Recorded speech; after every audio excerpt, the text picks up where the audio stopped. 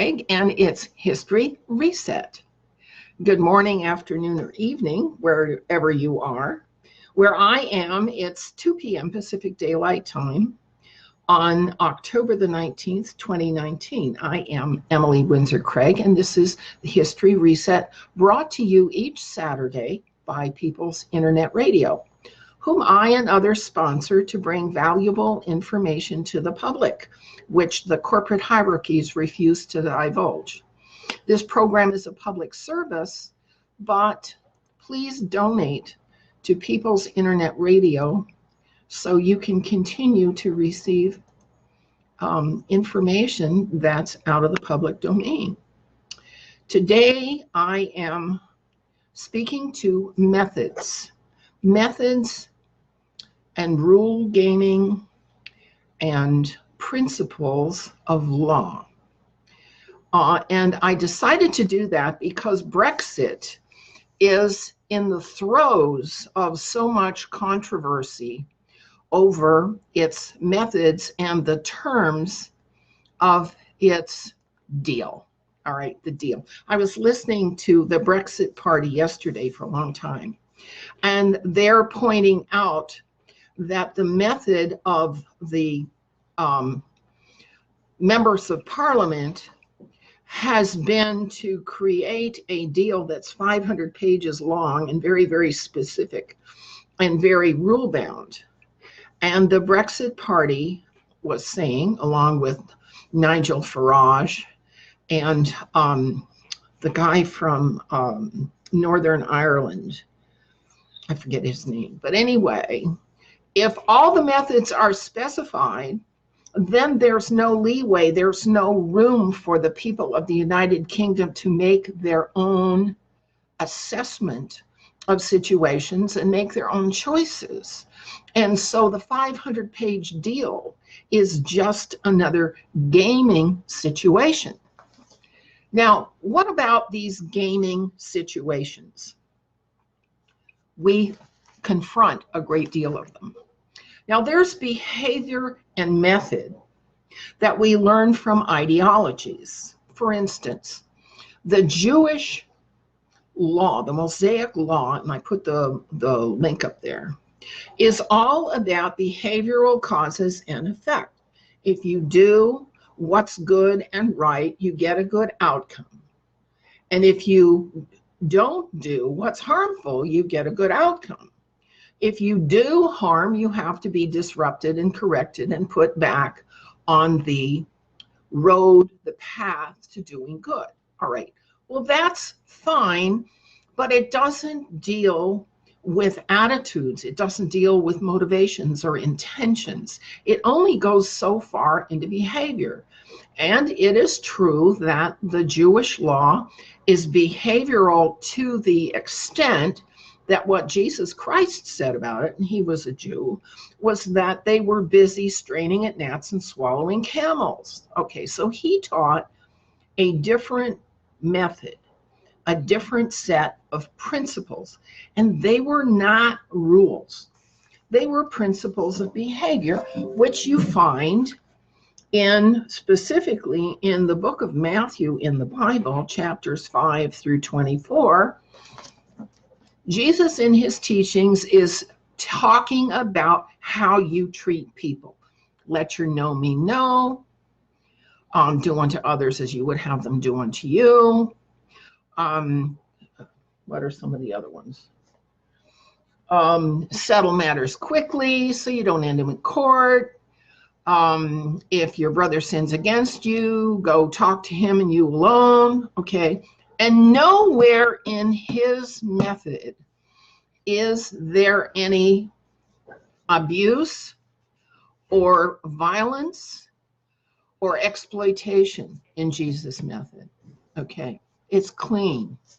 It talks about you shall know the truth and the truth shall set you free. Now, in the Jewish law, anyone who lied in court would have been severely penalized. But out of court, people did whatever they wanted to do, all right? So we're looking at principles of behavior of other ideologies. we look at the principles of behavior of Karl Marx. And his principle is the end justifies the means. In other words, there is no method that's sacrosanct. You can do whatever you need to do to get the outcome that you want. Now, that is the Luciferian do what thou wilt, okay, ideology, all right? The Frankfurt School. The Frankfurt School was a combination of Freudian psychology and Karl Marx. And it was about attacking normal or normative society in order to bring about social change, all right? Which is also what the Kalergi plan was about. And the Cloward-Piven method for bankrupting nationalists and nations so that one single worldwide order could be put in place according to the dictates of an elite, all right? Now, Islam has their methods, all right? They're devout people, they're religious people, but the Quran teaches some methods that are incompatible with either the laws of Moses or the Beatitudes of Jesus. One teaching is called taqiyya, which is that you can lie when you're in a tight place. Another one is jihad, which is domination according to the Shiite faction of Islam. And one is jizya, which is the setting up of protection rackets, all right? And these principles in Islam, jihad, taqiyya, and jizya, are the reason, the fundamental behavior why Islam and Christianity have such problems, because the Sharia law, which also allows child marriage, wife beating, female circumcision, honor killings, et cetera, and so on. In Western society, those behaviors are not just looked down on, they're considered crimes. And so we have a terrific problem between Islam and the West in what is defined as appropriate and social behavior. So we have to think about, if we want to be successful and have a sense of integrity at the same time, okay, what is the game we're playing? And what is the game that, or the games that we're confronting in the legal landscape? The legal landscape is full of corporate statutes, administrative codes, okay, and condominium rules, okay?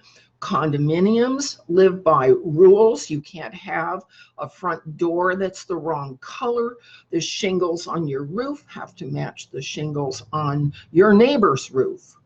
You can't make too much noise after, you know, it gets very, very detailed, all right? So the only people who move into a condo are the people who are willing to adopt the rule behaviors that are set out in complete detail. I know my mom's condo in Reston had a 250-page book of rules. All right, so condo rules are very, very specific about behavior. And also, religious denominations are very specific about behavior. If you want to join the Amish, or the Mennonite, or the Quaker, or the Hutterite, or the 12 tribes, okay, or the Sikhs, the behavior that you must adopt is totally specified. And it's harmless behavior, it's lawful behavior. However, it's very suppressive as far as individual initiatives go. You can't do the same things, you can't have the same freedoms that are part of the world civilization if you belong to an ideology that places constraints upon you, all right? But those are always voluntary. So what is a voluntary constraint? When you apply for credit, it's a voluntary constraint because you have to live by all of the stipulations and terms and conditions of the bank or the credit union or the lender that you want to get money from. And this is why money is so limiting, because money limits your behavior to certain circuits of value. If you owe money, you have to pay money, okay? You can't work it off, you can't barter for it, you can't trade for it, you can't share for it, okay? If you want money, you have to give money back, which means you have to be in the system working for money. That's the rule, okay? There are other gaming situations that we have to deal with all the time. One of them has to do, believe it or not, with the food that we eat. Now, my undergraduate degree is in nutrition education, and 30 years on from my undergraduate education, I realized that what I was taught in nutrition education wasn't really correct in a lot of respects, at least for my health, okay? Because in the food pyramid, what's at the bottom of the pyramid, what's the basis for all of our diets is supposed to be grains. And I have a problem with grains, all right? I have a problem with grains and dairy. That's why I couldn't join the Sikh community, all right? There's a problem with food in that there are efforts now to weaponize food and turn it into a tool for reducing population. GMOs stagnate the digestive system, all right? The herbicides and insecticides in produce leave residues that are harmful to the human body, and so people buy organic, natural, clean food and pay a huge premium for it because they don't want the industrialized, contaminated products that are available to us en masse because of the globalist push to push industrial food. If we live out of restaurant food, it's high salt, high fat, high sugar, okay? It may be better quality, it may not be better quality. We hear rumors about what is contained in prepackaged and cheap fast foods, okay? So in order to be successful at being healthy, we're being gamed in the food department, and we have to learn the true rules of that globalist gaming to keep ourselves from being weakened and contaminated by big pharma, FDA, USDA. Okay, USDA wrecked their food tables back in the 90s. Their food tables used to be wonderful. You could easily set up a food diary and a food record, which from day to day would just take minutes to track exactly the nutrients you were getting. No longer, the food labels we have now are useless waste of print, okay? So our food, our diet is being gamed. The next thing, shelter, all right. Shelter is a game because construction and zoning dictate what configuration of living we are permitted to have. And the choices and the options are very limited due to the financing of the construction, lots of dollar money is involved always in lots of dollar money. And if someone comes up with an idea or an option that doesn't cost money, then the establishment freaks out, okay? I don't know how many homeless people are in California now, but it's well known that there are more vacant foreclosed houses than there are homeless people. But the homeless people are not allowed to live in the vacant houses. This is the gaming of the housing market. Housing developments are created and designed on a scale to meet the needs of finance and to meet the needs of zoning. And people, individual people who have limited access to money, have limited options in order to have a sheltered place in which to live, all right? There is a new option now called a pod, which is starting to be built all over Southern California, but homeless people can't even afford that. They live in tents on the street, okay? So the housing situation in California and the United States right now is in a terrible condition. It's a gaming situation, and the people who don't understand the rules of the game are the ones who are homeless.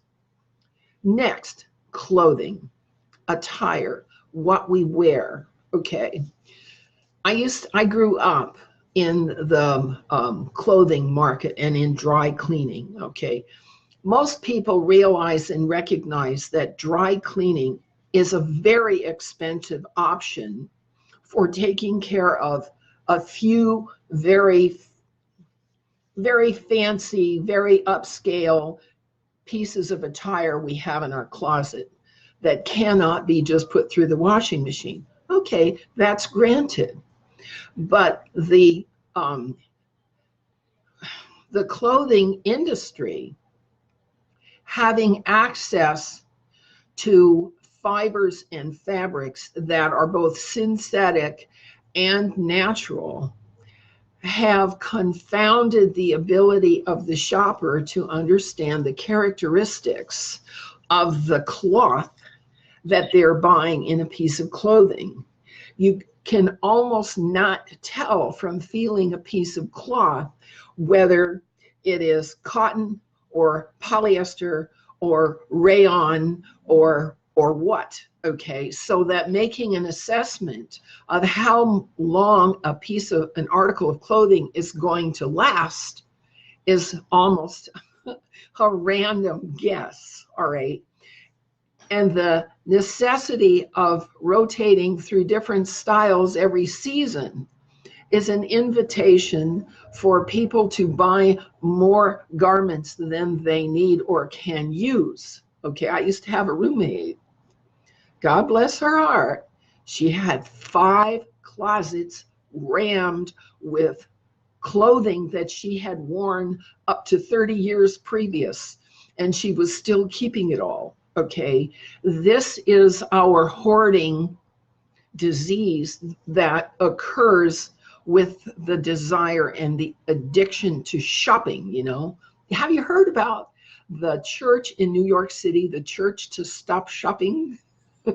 Okay, and the whole idea of shopping as a recreation, as a matter of pleasure, has created a consumerist society where we all have too much stuff. And then we have to figure out how to get rid of our stuff. I don't know if you've been to Goodwill or Salvation Army lately, but they've got stuff, too much stuff. We all have too much stuff. This is one of the games that we have to deal with, is that we have too much stuff. We're living in a shelter situation, which is inappropriate for either the size of our family or the income we have, or just our desire to have stuff to take care of. There's another game we have to deal with. We have the information game. which is going on in the mainstream media and the television and the videos and the movies, okay, where affirmations and fantasies and fictions, particularly sensational media, are a profit-making industry that where we spend our money, and they teach us not what is real and true and necessary and how to get from point A to point B, but they titillate our emotions so that we'll buy more tickets. Titillate our emotions so we'll buy more tickets. And so we live in an information gaming society where we have to decide what information we want to make ourselves available to. There's a software principle that says garbage in, garbage out. And it has to do with how the mind functions and processes information. One of the things that I've been deeply thinking about in the method for not only getting along with other people, but actually getting some things done, because sometimes we need to get things done, all right? And the method for getting things done isn't taught. It isn't taught anywhere. And I really was surprised to discover this. You know, I get these little downloads every once in a while, all right?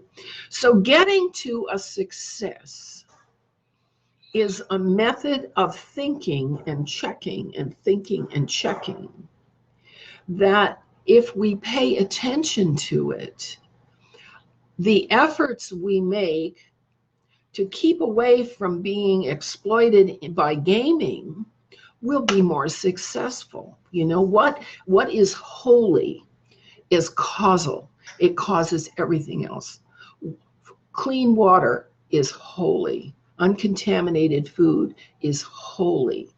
And clean thoughts are holy because they create a path to a successful outcome for whatever it is you're trying to do. On the path to success, we find indicators, okay, that we keep checking.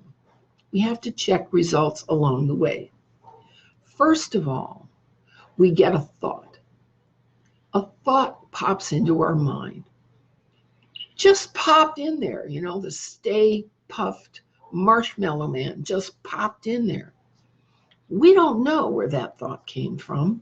We're going to have to examine it. And its examination will either lead to a belief or it will lead to negative. No. So a thought is a stair step to a belief. And the belief has to be verified, okay? Otherwise, we're wishing. So on the road to success, our belief has to be verified. And once it's verified, it becomes our knowledge, part of our knowledge base, okay?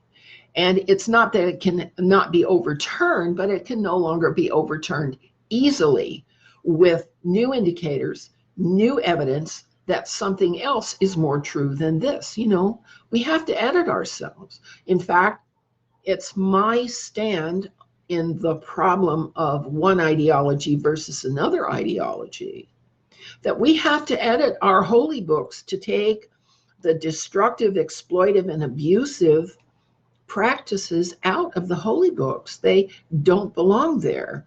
Because if you look at nature and you look at how animal moms treat their young, animal moms do not harm their own young. Animals have manners among themselves. They have a hierarchy and they have an ethic and they know how to treat each other, unlike some people, okay? So once we have a thought that has become a belief that was verified and it's part of our knowledge, it's still open to be edited. It's still open to be edited. Now, that knowledge becomes the basis for an intention in behavior in our method. If particularly we decide that an intention is appropriate because something needs to change or grow or move or be altered in some way. So we set up out of the intention to do better, to progress, okay, to do better than we did yesterday, never mind what other people are doing. Our intention settles on an objective. Now that I know that this is a behavior that is going to work for me, I'm going to do such and so, okay? And in order to do that, I have to choose a method. Will I choose the Jewish method of behavior modification? Will I choose the Christian method of attitude alteration? Will I choose Sharia law because of its doctrine or dogma, whatever? Will I choose the Sikh method? And they have their list of 52 behaviors that they propose and propagate and promote as part of the Sikh religion. And they have their holy book, the Sri Guru Granth Sahib, which sounds to me like our Bible book of Proverbs. So we have a lot in common in terms of values with the people of the Sikh ideology, also perhaps of the Baha'i. I think it's very productive if we look at ideologies that fit together and are compatible with each other, and ideologies that aren't compatible with each other, okay? Now, let's say I wanted to buy some property down in the jungles of Brazil, and one of my neighbors is a tribe of headhunters, okay? And according to their ideology, intruders are treated as dinner, okay? Am I going to think twice about moving there? Of course I am, okay? Because we have to examine the thought space of the people around us to determine whether our behavior is going to violate their norms, okay? So we settle on an objective or a goal to accomplish for our own betterment, okay? And we do it according to a method that's not going to piss off everybody around us. Duh, all right? All right? So we choose our method according to our ideology and according to where we are and where everybody else is, all right? So we choose our activity and we get going on our activity and we get an outcome. We paint the wall, or we clean up the garage, or we wash the car, or we build a doghouse. We do whatever activity it was that we set as our goal. And we either do it completely, we finish it, it's successful, it works for the purpose for which it was designed, okay, or not. All right. We either attain our objective or we don't. And once we obtain our objective, we stand back and we say, hey, isn't it cute? Don't you like that? All right. So that we can rest and reflect on what we have just created. You see, success is not a one-step process. Success is a series of 12 minor goals and checking on them on the way. And our children in the Common Core curriculum are not being told this. And so they're lost. From kindergarten through university, children are being taught that protest is the correct way to fix or resolve or solve or change a civil behavior that they don't like into something they do like. And this is why our children today can't even talk about how to solve a problem, because they don't have the vocabulary. They don't have the method that works for promoting civil behavior. That's why they're protesting and they're demonstrating and they're objecting and they're rebelling and they're obsessing. And when they're not doing that, they're finding ways to drop out, because the schools have not taught them methods of solving problems that can be generalized into the rest of society.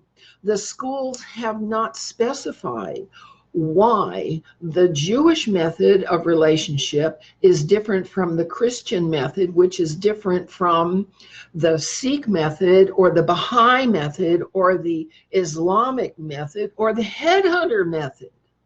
The schools are not specifying how people's behavior can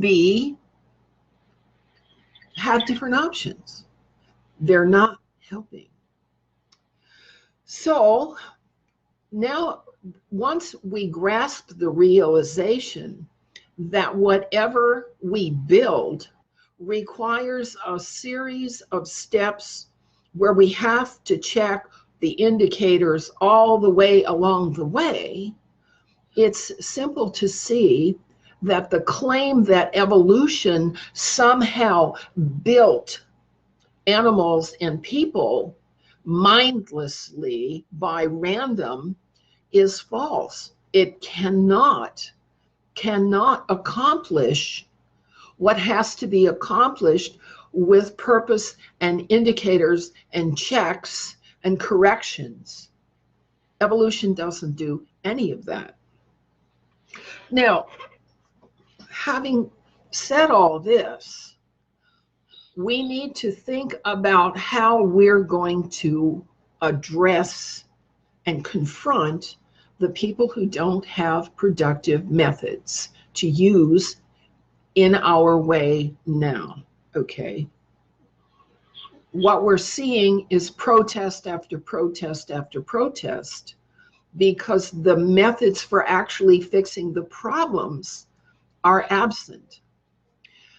At university, I spent 5 years in the School of Conflict Analysis and Resolution.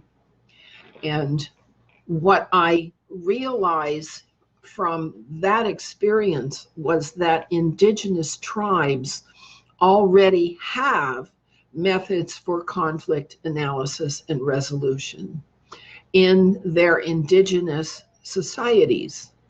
And so one of the things we can do is invite indigenous societies to contribute to our own knowledge of problem solving. In particularly in the North American indigenous tribes, they have methods of coming to consensus and group facilitation and pulling everybody together and talking about a problem until it was talked out, and then the chief finally gave his assessment of what the problem was and had to be done about it. That is more civilized than anything going on in the US Congress or the UK Parliament as we speak, because the two-party or multiple party system simply fragments people into loyalty groups that are unwilling to compromise with each other.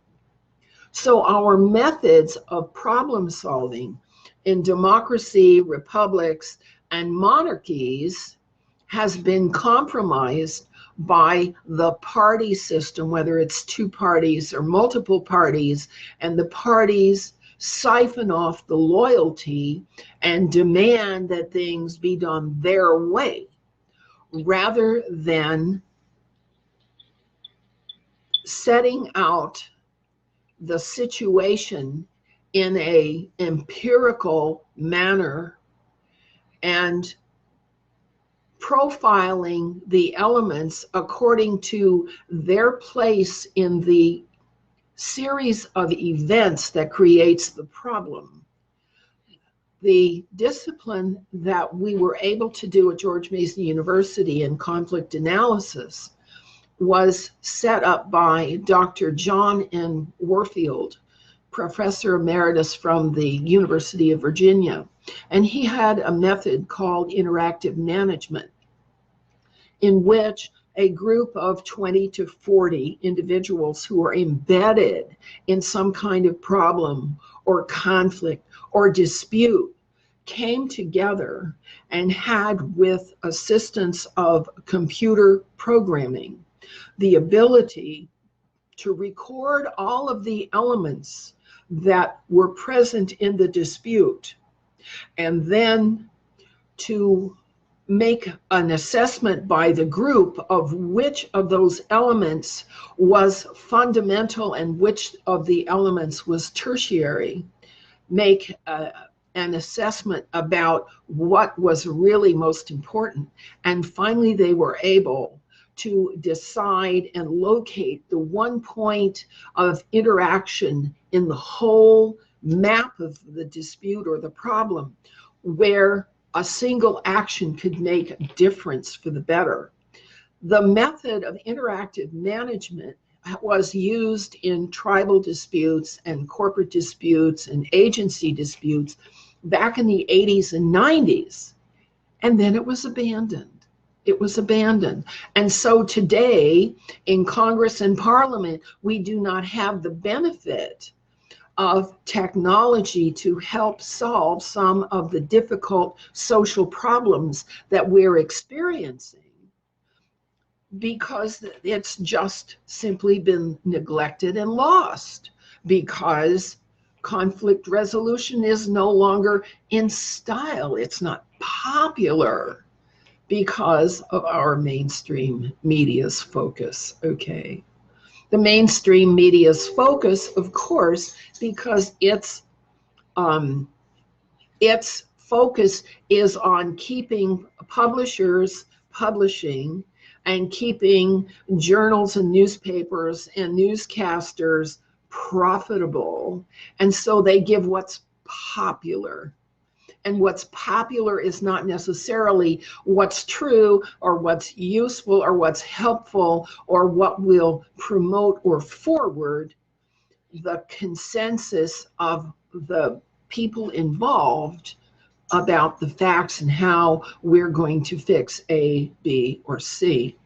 And so the mainstream media, only owned by 6 rich publishers now, desperately needs to be charged with antitrust and anti-monopoly statutes and made to be broken up the way the railroads were broken up and the steel mills were broken up in antitrust actions, so that smaller groups of independent media can get the attention of our people onto the real problems and not just all watching one thing at a time, whether it's the football game, everybody's watching the football game today, or everybody's watching the parade today, or everybody's watching protest today, or everybody's doing the one thing that the television or the movie or the video game gets everybody's attention on one thing and off of the rest. You see, we're distracted. We're distracted constantly by having infoglut, too much information, too many sources coming at us. And that's why people shut down. We shut down. And unless we move to shut down, it's crazy making, you know, it really is crazy making. There is a high suicide rate in the West now, in the United States, about 44,000 people a year off themselves because it's just too crazy. They have come to the point where life is absurd to them. Okay, like Robin Williams and Mike Rupert. I have a whole Facebook page of people who were either taken out or took themselves out because it just became too crazy. And so one of the things we can do for ourselves is be very careful about how we shut down. We have to shut down the stuff we know is destructive, okay? How do we know what's destructive? Well, we know that adrenaline, being all hyped up, being all excited, being all angry or outraged or injured or victimized leads to behavior that makes the problem worse. So one of the things we have to do is moderate our adrenaline. How do we moderate the adrenaline? Okay. Well, you only drink 2 cups of coffee, not 6. All right. You don't let yourself get hyped by what you see or what you hear. If something is getting you too hyped, that's a problem. We need to be calm. We need to be able to confront the silence. And that's what choices we have, whether to shut down the noise, shut down the distractions, shut down the disinformation, shut down the gaming, shut down the food game, the shelter game, the fashion game, the cosmetic game, the political party game. We have to get calm so that we can just deal even-handed with the indicators of where we're in the process of creating our own success, our own agenda, our own purpose, our own goal, our own initiative, our own objective. Do you know our children in school are not learning the words that I'm saying to you today about goal and process and objective and initiative and when we make choices, what are the indicators we need to follow? Our children are not being taught the process of solving problems or of creating something that will make a difference. Our children are not being taught how and when to shut it all down. They're being ordered to shut it all down. They're being ordered to be quiet. They're being ordered to not move from their seats. They're being ordered this and ordered that. However, the lesson is, when is it time to shut down? When is it time to take an initiative? What are the indicators that the time is now to make a move? Emily? Yes. There's a question for you there. Oh, okay. All right. That's good. I didn't know that. Here we go. Question. Does she have a timeline for when the system became systemically corrupted in the USA? Yes. Okay. Yes, we do have a timeline. And thank you that's a wonderful question.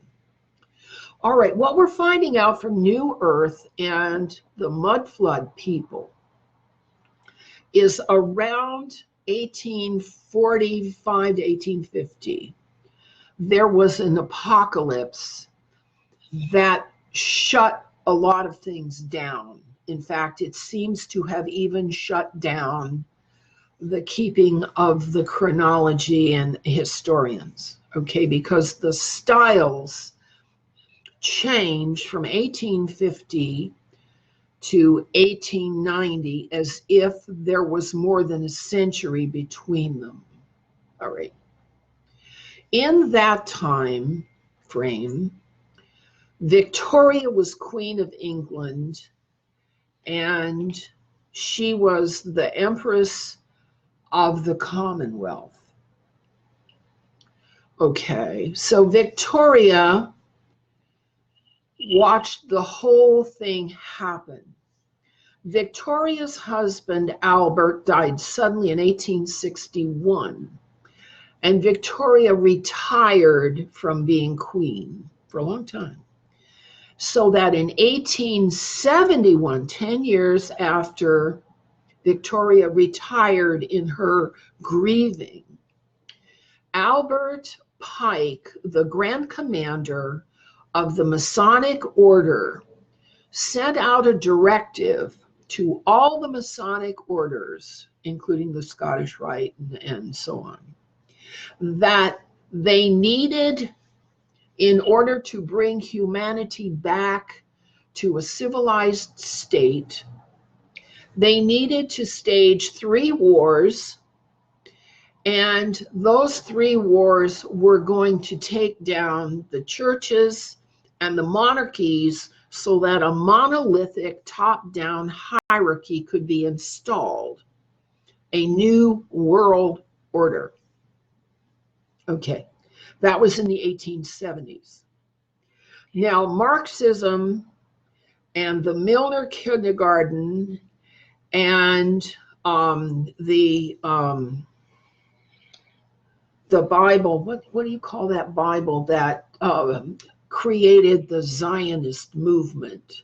Schofield Bible created the Zionist movement. Okay, came around the 1880s and 1890s. That was the same time that Horace Mann started dumbing down the kids in school, okay, by destroying all the one-room schoolhouses and housing children strictly by their age, whether their ability was compatible or not. All right.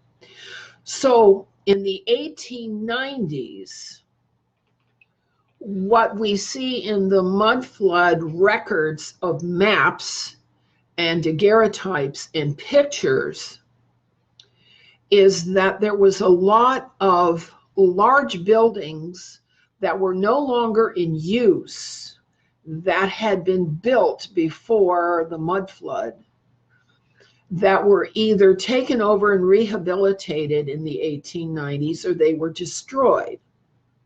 The map, the 1950 map of San Francisco, shows a completely different profile along San Francisco Bay than we have now. They called those old buildings that were so beautiful an exposition, and they destroyed them all. Okay, 1915, that hadn't been destroyed in the San Francisco earthquake in 1906. All right, so our history was taken over by a set of elites who had the purpose of taking out the churches and the monarchies so they could create a hierarchy of top-down dictation along fascist lines. That decision was made in 1871, and King George V, who took over in 1911, did what he could to further that project. He was a Mason in the London Masons, okay, and he was responsible. He centralized the banks. He sent the Zionists to the Mideast, whereas he had been the holder of the Stone of Scone and the Kingdom of David up until that time. He sent them all to the Mideast. He established and funded Tavistock, the puzzle palace that overturned Judeo-Christian morality and brought about the Luciferian and satanic morality of nihilism, cynicism, and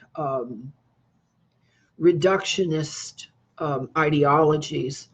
So I would say that this all began in the 1840s with the destruction of the massive nation of Tartaria, which had been a confederation of cultures in which the cultures were all allowed to live themselves out.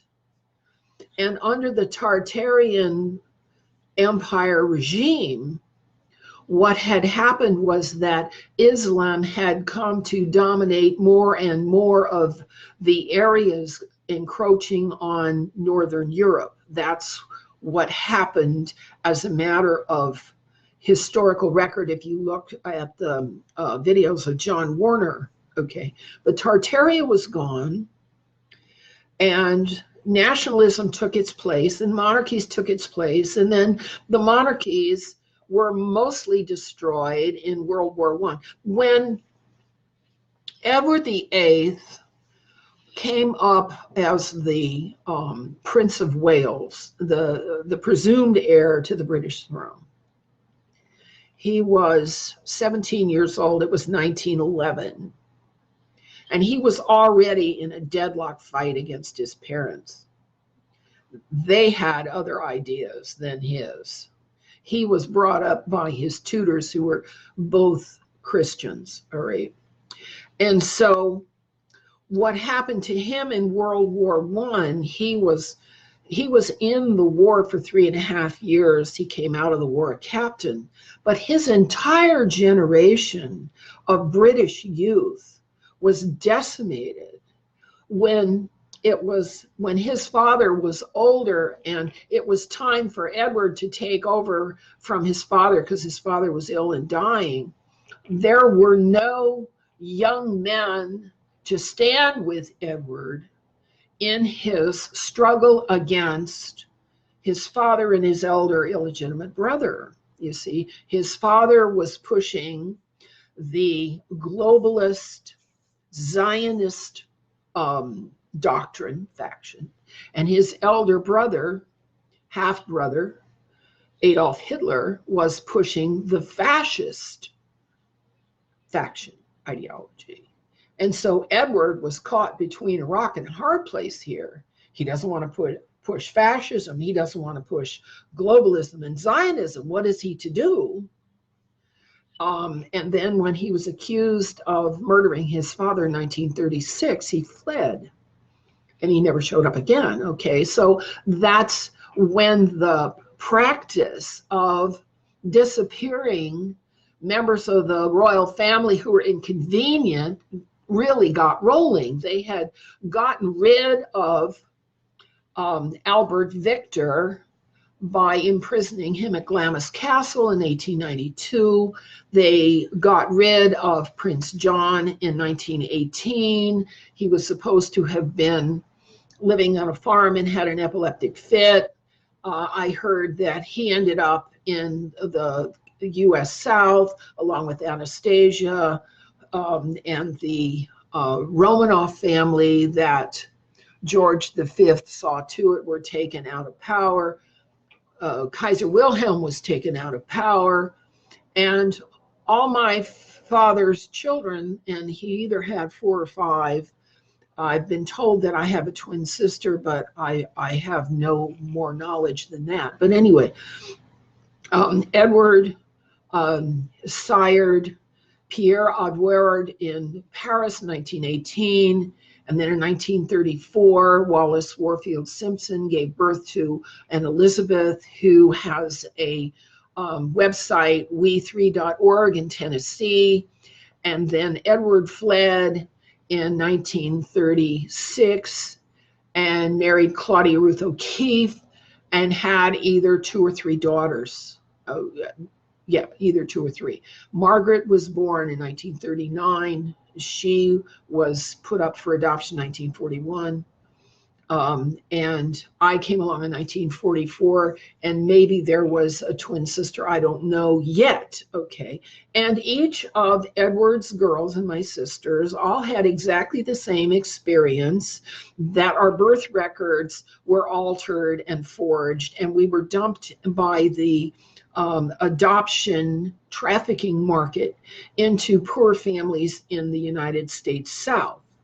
And that's how I know that my birth records are wrong and that the parents that are listed on my birth certificate, okay, not only do I not resemble them or have any of their characteristics, okay, but I do resemble the family that and have the characteristics of the family that I have been told is my family, but I can't prove it yet because all of the DNA tests, we've done the DNA test 3 times, and it always goes back to the false and forged records. You know, the government keeps false and forged records. They have official versions of everything. Official version of the sinking of the Titanic and the official version, of every conspiracy that the mainstream media has ever propounded and put over on the public. And that's why I say we have got to fight against the mainstream records and official versions every step of the way. Because what they're teaching in the universities is how to destroy civilization, how to destroy nations, how to destroy families, how to destroy neighborhoods, not how to build anything or make anything work or fix any problems. All right. So if we want to be positive, helpful people taking initiatives, we're going to have to learn it on our own. That's the deal. All right. So if you hang out with survivalists and nutritionists and architects and traditional farmers and traditional apparel people, I mean, you hang out with the traditions and learn how to actually do things that actually help. That's probably the best thing we can do. I think, Steve, I've talked enough, honey. What do you think? Oh, that's up to you. Yeah, okay. Well, I give it an hour, and I'm hoping that the folks who are listening will give me some feedback. I'm giving all the links that are for this particular discourse over on my Emily Elizabeth Windsor Craig Facebook page. All right, all the links. And in case you didn't know, the Moon book is done, and the link for it is over there too. And I'm really delighted that this 10-year-long piece of work finally got done. And so, all right, it's I didn't get much into Brexit. I thought I'd do more than that, but anyway, that's where I'm with you. And Steve, next week, we're going to have to do it again and some more and dig up some more helping ideas, because fighting the official bullshit and fighting all of the games that are coming at us is a full-time job for me. It really is. So that's what I do. And if you'd like to join my Patreon page, I'll put that link up there too. And we'll see you all next week when we go at it again against the top-down hierarchy that wants to turn us all into serfs. I'm not having it. And I hope you're not having it either. And this has been Emily Craig. And thank you so much for tuning in and listening to this old grandma ramble on. We'll see you next week. Bye-bye. Okay, you're off. Thank you. All right. Boy, I really got going. Yes, you did. I really did. Yeah, I'm after I turn the radio stream off here, I'm gonna go back to the hospital for a little bit. So. Okay, sweetheart. We'll see you next week. All right. Bye-bye. Bye. And for you, my friends here at Facebook, thank you for coming by. And I really got going, huh? All right. Well, we'll see you all next week too. Bye-bye.